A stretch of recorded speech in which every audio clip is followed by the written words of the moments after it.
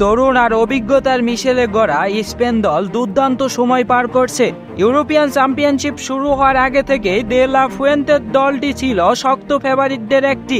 এবার আরেক ফেভারিট ও আয়োজক জার্মানিকে বিদায় করে সে কথা স্পেন আরেকবার প্রমাণ করলো। 2-1 গোলের জয়ে তারা উঠেছে ইউরোর সেমিফাইনালে।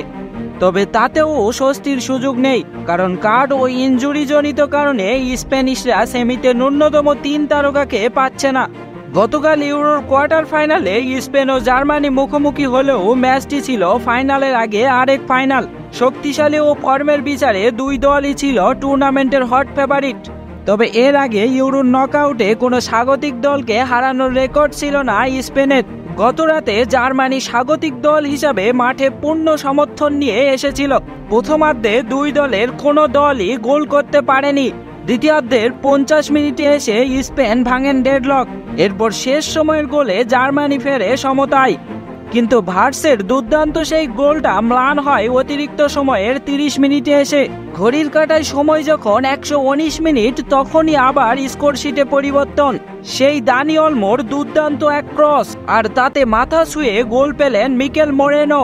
স্পেনের ক্যারিয়ারে মাত্র দ্বিতীয় গোল, তাতেই দলকে নিয়ে গেলেন সেমিফাইনালে। 2-1 গোলের জয়ে আরও একবার জার্মানির হৃদয় ভাঙল স্প্যানিশরা। কিন্তু ম্যাচটিতে মাত্র 8ম মিনিটে অনাকাঙ্ক্ষিত এক ফাউলে মাঠ ছাড়েন পেদ্রি। টনি ক্রুসের সেই মারাত্মক ট্যাকেল তাকে এবারের ইউরো থেকে ছিটকে দিয়েছে বলে আশঙ্কা করা হচ্ছে।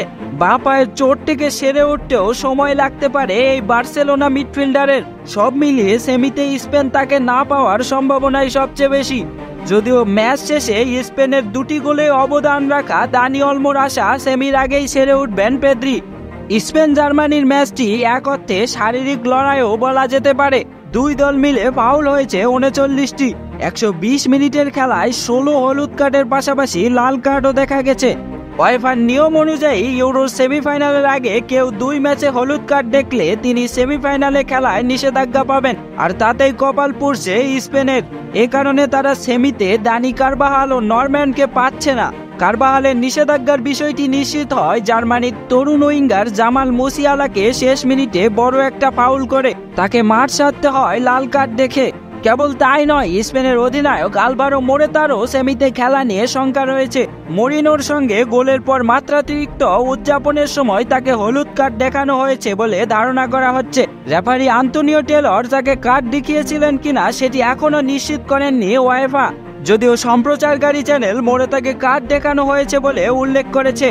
আর এদিকে রাত 1টার ম্যাচে ট্রাইবেকারে পর্তুগালকে হারিয়ে সেমিফাইনালে উঠেছে ফ্রান্স। তাদের সঙ্গেই সেমিফাইনালে মুখোমুখি হতে হবে স্পেনকে। বাংলাদেশ সময় অনুযায়ী আগামী 10 জুলাই রাত 1টায় দুই দল ইউরোর ফাইনালে ওঠার লড়াইয়ে নামবে। For more updates, subscribe to our YouTube channel and click on the bell icon. Follow us on Facebook.